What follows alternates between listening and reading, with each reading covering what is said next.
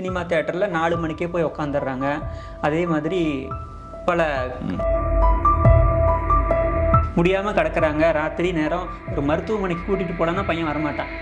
இந்த நடிகன் சம்பாதிக்கக்கூடிய இந்த 10 கோடி ரூபாய் 3 மாதத்துக்கு அதை இவன் வாழ்நாள் முழுக்க வேலை செஞ்சாலும் பார்க்க முடியாது.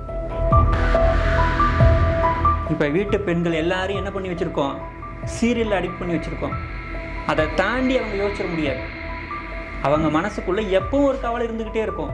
அவன் அந்த உங்களுடைய ஹீரோ சினிமாவில் 10 பெண்களோட போய் எங்கே பண்ணுறாரு, வெளிநாட்டுக்கு போய் டான்ஸ் ஆடுறாரு. அதுக்கு நீங்கள் என்ன பண்ணுறீங்க, பணம் கொடுக்க தயாராக இருக்கீங்க.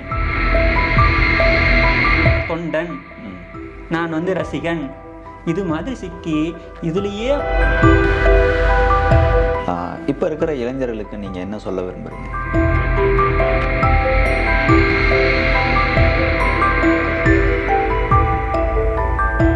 இன்றைக்கி நம்ம எதை பற்றி பார்க்க போகிறோம்னு பார்த்தீங்கன்னா, தியானத்தை பற்றி இன்னும் நிறைய விஷயங்கள் நம்ம அவங்ககிட்ட கேட்டு தெரிஞ்சுக்க போகிறோம். வாங்க பார்க்கலாம்.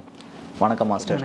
மாஸ்டர், இப்போ பார்த்தீங்கன்னா அந்த உலகம் எதை நோக்கி போயிட்டுருக்குன்னு தெரியல மாஸ்டர். இல்லை, நான் உங்களை பார்க்கறதுக்காக வந்துட்டு இருந்தேன். ஊரில் பாதி பேர், முக்கால்வாசி பேர் எல்லாம் தேட்டரில் தான் இருக்காங்க. ஏன்னா இப்போ இருக்கிற இளைஞர் பார்த்தீங்கன்னா நல்லா லைஃப் என்ஜாய் பண்ணணும், சினிமா பார்க்கணும், யாரோட படம் ரிலீஸ் ஆகுது, அப்புறம் அப்படியே சுற்றணும், அந்த மாதிரி தான் லைஃப் கொண்டு போகணுன்னு பார்த்துட்டு இருக்காங்க. ஸோ அவங்க முன்னாடி போயிட்டு நம்ம அந்த தியானம் அந்த மாதிரி விஷயங்கள்லாம் கொண்டு போக முடியுமா? ஏன்னா வள்ளலார் சொல்லியிருக்காரு, விவேகானந்தா சொல்லியிருக்காரு, இவங்கெல்லாம் சொன்னால் அவங்க கேட்பாங்களா? சத்தியமாக கேட்க மாட்டாங்க. கடைவிரித்தேன் கொள்வார் இல்லை அப்படின்னு சொல்லக்கூடிய ஒரு வழக்கு இருக்குது. இது பெருமானார் சொல்லலை, தன் பிறகு மக்கள் சொன்ன ஒரு செவி வழியாக அவர்கள் சொன்னது தான். இது எதை குறிக்கிறாங்க, என்ன இதுக்கு அர்த்தம் அப்படின்னு நம்ம பார்க்கும்போது, பெருமானுடைய சரக்கு கடை சரக்கு இல்லை, வியாபாரம் பண்ணி எல்லாருக்கும் கொண்டு போய் கொடுத்து ஒரு பொருள் விற்கல அவர். அது ஞானச்சரக்காக இருந்தது. அப்போ பெருமானார் வாழ்ந்த காலத்தில் கூட பெருமானாரை தேடி வந்தவர்கள், அவரிடம் இன்னும் எங்களுக்கு சொல்லிக் கொடுங்க, அதை பண்ணி கொடுங்க அப்படின்னு வந்தவர்கள் அநேகம் பேர் உலகியலுக்காக தான் வந்தாங்க. ஒரு மந்திரம் கொடுத்தீங்கன்னா இன்னும் எனக்கு பொருளாதாரம் வருமா, என்னுடைய நோய்கள்லாம் உடனே தீரணும், அதுக்கு ஏதாவது ஒரு மூலிகை கொடுங்க, மருந்து கொடுங்கன்னு தான் வந்தாங்களே தவிர, இந்த மரணமில்லா பெருவாழ்வு என்ற நிலை நான் அடைந்தேன், அது எல்லோருக்கும் அடையக்கூடிய ஒன்று, அதை அடையுங்கள்னா பெருமானார் எல்லாரையும் கூப்பிடுறாரு. அந்த ஞான சரக்கினை தேடி என்ன இல்லை மக்கள் அப்போ இருந்தே வரல.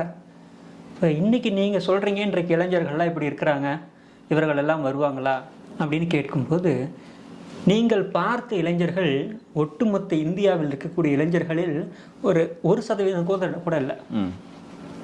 இன்னைக்கு எத்தனையோ இளைஞர்கள் நல்லா படிப்பாங்க, வசதி இருக்காது, பார்ட் டைமுக்கு வேலைக்கு போய் அந்த வருமானத்தை எடுத்து மிகவும் கஷ்டப்பட்டு இன்னைக்கு எத்தனையோ இளைஞர்கள் போய் பாருங்கள், டிஎன்பிஎஸ்சி எக்ஸாம் விடிய விடிய படிக்கிறாங்க.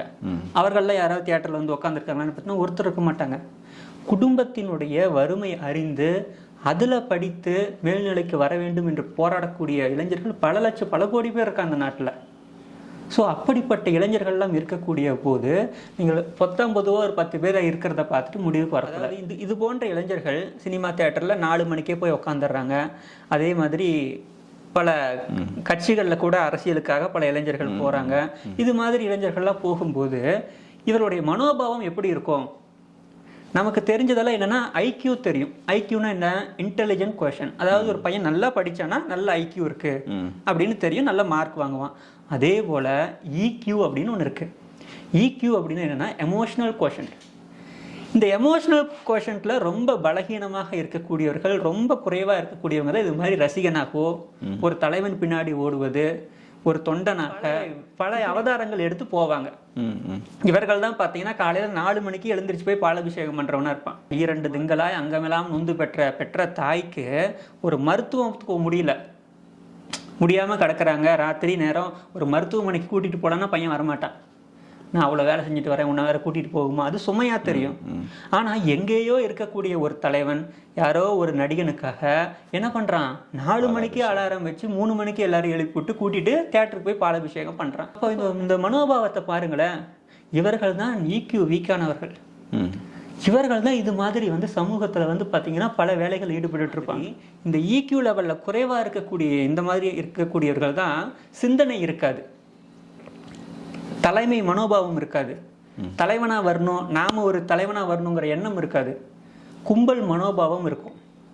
அவன் அவனாக இயங்க மாட்டான். அவனை சுற்றி ஒரு 10 பேர் இருப்பாங்கள்ல, அவர்கள் தான் அவனை இயக்குவார்கள். எப்படின்னு கேட்டிங்கன்னா, இந்த சினிமாவுக்கு போய் பார்க்குறாங்கங்கிறீங்கள, இந்த சினிமாவில் நடிக்கக்கூடிய அந்த ஹீரோவோ நடிகனுக்கோ சம்பளம் எவ்வளோ? ஒரு 3 மாதம் நடித்தா 10 கோடி ரூபாய். இந்த நடிகன் சம்பாதிக்கக்கூடிய இந்த 10 கோடி ரூபாய் 3 மாதத்துக்கு அதை இவன் வாழ்நாள் முழுக்க வேலை செஞ்சாலும் பார்க்க முடியாது. தன்னுடைய உழைப்பை எல்லாம் கொண்டு போய் என்ன பண்ணுறான்? இன்னொருத்தருக்காக செலவு பண்ணுறான். விஷயம் கூட பண்ணுறாங்க. அதாவது வாரம் ஃபுல்லாகவே ஒர்க் பண்ணுறாங்க. வாரத்தில் ஒரு நாள் நம்ம நினச்சபடி நம்ம தலைவன் படம் ரிலீஸ் ஆகுது, நமக்கு பிடிச்ச நடிகரோட படம் ரிலீஸ் ஆகுது. ஸோ அதனால் அன்னைக்கு முதல் நாள் முதல் காட்சி போய் நம்ம பார்த்தா அதில் ஒரு சந்தோஷம் இல்லையா? சந்தோஷம் கிடைக்கும். உங்களுக்கு பசி எடுக்குது, பயங்கரமான பசி, ஹோட்டலுக்கு வேகமாக போகிறீங்க, என்ன பண்ணுவீங்க? என்ன பண்ணுவோம்? போய் கை கழுவிட்டு உட்காருவோம். எதுக்கு உட்காருறீங்க? சாப்பிட. எதுக்கு சாப்பிட்றீங்க? எல்லாரும் சாப்பிட்றாங்கல்ல, வேடிக்கை பார்க்க வேண்டியதானே? சினிமா தேட்டரில் என்ன பண்ணுறீங்க? சினிமா தேட்டரில் எல்லாரும் போய் உட்காந்து படம் பார்க்க, நம்மளும் போய் உட்காந்து வேடிக்கை பார்க்குறீங்க. அதுக்கு வேடிக்கை பார்க்குறீங்க, என்ன வருது? காட்சி இன்பம். அந்த காட்சி இன்பம் உங்களுக்கு என்ன பண்ணுது? மனதுக்கு ரிலாக்ஸ் தருது. அதையே தான் நானும் சொல்கிறேன். ஒரு உணவகத்துக்கு போய் எல்லாரும் சாப்பிட்றாங்க, அதை வேடிக்கை பாருங்க. உணவுகள் வகை வகையாக கொடுப்பாங்க, அதை வேடிக்கை பாருங்க. நிறைவாயிடுவீங்களா? இதுதான் மாயை அப்படின்னு சொல்லுவோம். ரிலாக்ஸ் ஆகிறதுக்கு 1000 வழிகள் இருக்குது. இந்த மாயை பின்னாடி சிக்கினவங்கலாம் இதில் தான் இந்த ஈக்யூவில் அடிபட்டு போயிடுவாங்க. எமோஷனல் கோஷன் சரி இருக்காது. உதாரணத்துக்கு எப்படின்னா, இந்த உலக மாயை பற்றி வள்ளல் பெருமானார் சொல்லும்போது, இந்த மாயை பல வேடங்களில் வரும். ஒவ்வொருத்தரும் ஒவ்வொன்றில் அடிக்ஷனாக இருப்பாங்க. நீங்கள் சினிமா அடிக்ஷன் மட்டும் சொல்லாதீங்க. இப்போ வீட்டு பெண்கள் எல்லாரையும் என்ன பண்ணி வச்சுருக்கோம்? சீரியலில் அடிக்ட் பண்ணி வச்சுருக்கோம். அதை தாண்டி அவங்க யோசிச்சிட முடியாது. அவங்க மனசுக்குள்ளே எப்பவும் ஒரு கவலை இருந்துக்கிட்டே இருக்கும். அந்த பெண் கொடுமை நடக்கிறத பார்த்து பார்த்து வருத்தப்பட்டுக்கிட்டே இருப்பாங்க. வருத்தப்பட்டுட்டு போய் மாமியார் மருமகளை கொடுமை பண்ணுவாங்க, மருமக மாமியார் கொடுமை பண்ணுவாங்க. அது வேற கதை. இது ஒன்று. அதே மாதிரி ஆல்கஹால் அடிக்ஷன், சிகரெட் அடிக்ஷன், இப்படி 1000 அடிக்ஷன் இருக்குது. அதை மூளையை பொறுத்த வரைக்கும் அது ஆல்கஹாலும் ஒரே அடிக்ஷன் தான். நீங்கள் சீரியல் அடிக்ட் ஆனாலும் அடிக்ஷன் தான். இந்த எமோஷனல் கோஷன்ட்டுன்னு சொல்லக்கூடிய ஒன்று யார் யாரெல்லாம் பலகீனமாக இருக்கிறார்களோ இவர்கள் தான் இந்த மாதிரி அடிக்ஷனில் போய் சிக்குவாங்க. அப்போ நீங்கள் சொல்கிற மாதிரி இப்போ என்ன சொன்னீங்க? வாரம் முழுக்க சம்பாதிச்சாங்க, ஒரு நாள் போய் செலவு பண்ணுறது தப்பு இல்லை, சரி ஓகே. அப்படி உங்கள் கதைக்கே வரேன். இப்போ உங்களுடைய நண்பன், உங்களோட உயிர் நண்பன், அவனுக்கு நெருங்கிய பழகிய ஒரு பெண்ணோட ரொம்ப காதல் பண்ணிருக்கான். அவன் என்ன பண்ணுறான்? நாங்கள் 2 பேரும் வெளியூருக்கு போயிட்டு வரோம், கொஞ்சம் ஊர் சுற்றி பாட்டு வரோம், கொஞ்சம் பணம் கொடு அப்படின்னு சொன்னால் என்ன சொல்லுவீங்க? என்ன சொல்லுவான்? கஷ்டப்பட்டு நான் சம்பாரிச்சிருக்கேன், சரி வந்து இப்படி காசு கேட்டா எப்படா? கொடுக்க மாட்டீங்க. அவன் அந்த உங்களுடைய ஹீரோ சினிமாவில் 10 பெண்களோட போய் எங்கே பண்ணுறாரு? வெளிநாட்டுக்கு போய் டான்ஸ் ஆடுறாரு. அதுக்கு நீங்கள் என்ன பண்ணுறீங்க? பணம் கொடுக்க தயாராக இருக்கீங்க. இப்போ கூட இருக்கிறவன் கேட்டால் கொடுக்க முடியல, கண்ணுக்கு தெரியாத யாரோ ஒருத்தர் கூட சந்தோஷமாக இருக்கிறதுக்கு என்ன பண்ணுறேன்? என் உழைப்பை கொடுக்கிறேன், என்னுடைய நேரத்தை கொடுக்கிறேன். அவன் வாழ்வதை பார்த்து நான் என்ன பண்ணுறேன்? சந்தோஷப்படுறேன். எவ்வளவு பெரிய மாயையில் இருக்கீங்க பார்த்தீங்களா? இதுதான் உலக மாயை. இந்த அடிப்படை புரிதலே இல்லாதவங்க தான் என்ன இருப்பாங்க? தொண்டன், நான் வந்து ரசிகன், இது மாதிரி சிக்கி இதுலேயே அவன் வாழ்க்கையை முடிச்சுக்குவான். இவர்களுக்கும் தியானத்திற்கும் எந்த சம்பந்தமும் கிடையாது. ஏன்னா தன்னை பற்றிய அறிவே இல்லை. தன்னுடைய நேரத்தை, தன்னுடைய சுயத்தை, நான் பிறந்தது எதற்காக, இதெல்லாம் யோசிக்க முடியாது. ஏன்னா அவன் கும்பல் மனோபாவத்தில் சிக்கிட்டான். கும்பல் மனோபாவம்னா என்னன்னா, ரோட்ல நடந்து போயிட்டு இருக்கீங்க, திடீர்னு ஒருத்தன் வந்து ஒரு கடையை உடைக்கிறான். ஒரு 10 பேர் சேர்ந்து உடைக்கிறாங்க. அந்த கடையில் இருக்க டிவி, ஃப்ரிட்ஜ் எல்லாம் தூக்கிட்டு ஓடுறாங்க. ரோட்ல நடந்து போறவன் என்ன பண்ணுவான்? அவனும் உள்ள போந்து கைக்குள்ள என்ன கிடைக்குது எடுத்துட்டு ஓடுவான். ஏன்னு யோசிக்க மாட்டான். அதுதான் கும்பல் மனோபாவம். திரைப்படம் என்பது பொழுதுபோக்கு அல்ல. நல்லா புரிஞ்சுக்குங்க. இந்த உலகத்திலேயே மிகச்சிறந்த ஆசான், மிகச்சிறந்த ஆசிரியர் யாருன்னா திரைப்படம் தான். அதனால தான் பழைய படங்கள்ல எல்லாம் பல ஆரோக்கியமான கருத்துக்களை எல்லாம் விதைத்தார்கள் திரைப்படத்தின் மூலமா. சின்ன வயசுல நீங்க ஸ்கூல் படிக்கும் போதெல்லாம் பாருங்களேன், குழந்தைங்களை கூட்டிட்டு போய் எங்க உட்கார வைப்பாங்க? ஒரு காந்தி படம் வந்துருச்சு, இதை எதுக்கு பார்க்கணும்? ஏன் ஒரு மகாத்மா காந்தியோட வாழ்க்கை எல்லா குழந்தைகளுக்கும் காட்டணும்? இந்த சின்ன வயதில் அந்த விதைகளை விதைக்க வேண்டும். அதை விதைச்சிட்டோம்னா வச்சுக்கோங்களேன், அவன் நாளைக்கு வளர்ந்து ஒரு இளைஞன் ஆகும்போது, சமுதாயத்தில் ஒரு முக்கியமான ஒரு ஆகும்போது இந்த கருத்துக்கள்லாம் அவனை வழி நடந்தது. இன்னைக்கு சினிமா எதை விதைக்கிறதுன்னு பாருங்களேன். இளைஞர்கள் மத்தியில் குடிப்பழக்கம், சிகரெட் பழக்கம், பைக் ஓட்டுறது, ஏதாவது ஒன்றாவது அவனை ஆக்கப்பூர்வமாக கொண்டு போகிறதுக்கு பயன்பட்டுருக்கா? அப்போ விதைகள் எல்லாமே நஞ்சு விதைகள், எல்லாமே விஷம். இன்றைக்கு தியேட்டர் என்பது முழுக்க முழுக்க விஷத்தை மட்டுமே தூவக்கூடிய ஒன்றாக மாறிடுச்சு. அப்போ நீங்கள் சொல்கிறத பார்த்தா ஒவ்வொரு குடும்பத்திலையும் சரி ஒவ்வொரு ஊர்லேயும் சரி நடக்கின்ற பிரச்சனைகளுக்கு காரணம் வந்து தொலைக்காட்சியும் திரைக்காட்சியும் தானா? உன்னுடைய நண்பன் யார் என்று சொல், உன்னை பற்றி சொல்கிறேன் அப்படின்னு சொல்லுவாங்க.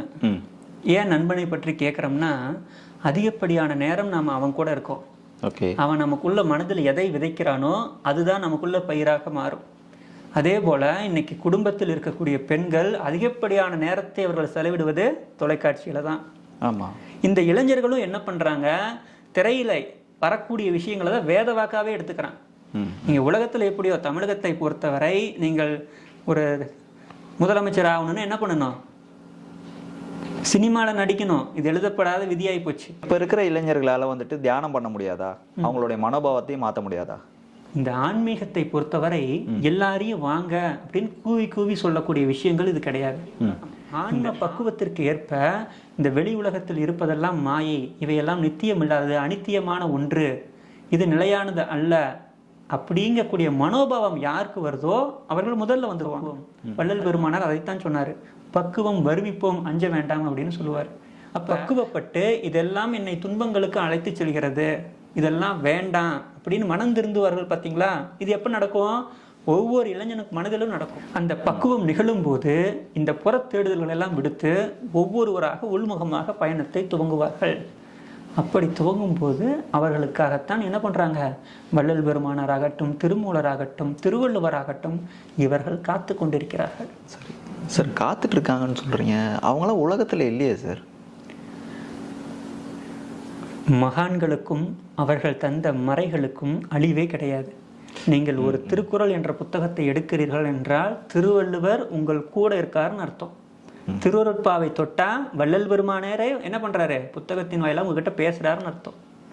ஆகையினால் இந்த மகான்களுக்கு என்ன இல்லை, உங்கள் தலைவர்களைப் போல இறந்து விட மாட்டார்கள். அதாவது எங்கே உயிர்கள் ஏதேது வேண்டினும் அங்கே இருந்தொரு அருட்பெருஞ்சோதின்னு வள்ளல் பெருமாள் சொல்றார். இப்போ இந்த பக்குவம் உண்டாகும் போது நிச்சயமாக அவர்களுக்கு இந்த இயற்கை வழிகாட்டும். சூப்பர் சார், நல்ல விஷயத்த நீங்கள் வந்து சொன்னீங்க. இப்போ இருக்கிற இளைஞர்களுக்கு நீங்கள் என்ன சொல்ல விரும்புகிறீங்க? யாரையும் நம்பாதீங்க, உங்களை மட்டும் நம்புங்க. உனக்கு நீயே பொறுப்பு. இப்போ உன்னை நீ நம்பு. இந்த தலைவன் தொண்டன் இந்த மனோபாவமே வேண்டாம். உனக்கு நீயே தலைவன். உன்னுடைய ஆன்மா உன்னை தேர்ந்தெடுத்து உனக்குள் வந்தது, நீ தலைவனாக இருக்க வேண்டும் என்பதற்கானே தவிர எவனோ ஒருத்தனுக்கு நீ போய் என்ன பண்ணணும், ஏவல் செய்யணும்னு இல்லை. அப்ப உன்னுடைய ஆன்மாவிற்கு நீ தலைவன். இப்ப ஆன்ம பலத்தோடு என்ன பண்ணணும், என்னால் முடியும் என்ற தன்னம்பிக்கையோடு வாழ்க்கையை பார்க்க வேண்டும். ஸோ இந்த பதிவை பார்த்துட்டு இருக்கிற ஒவ்வொருத்தரும் வந்துட்டு வாழ்க்கையில் மிகப்பெரிய சாதனையாளர்களாக உங்களுக்கு வாழ்த்துக்கள். நன்றி. நன்றி சார். வணக்கம்.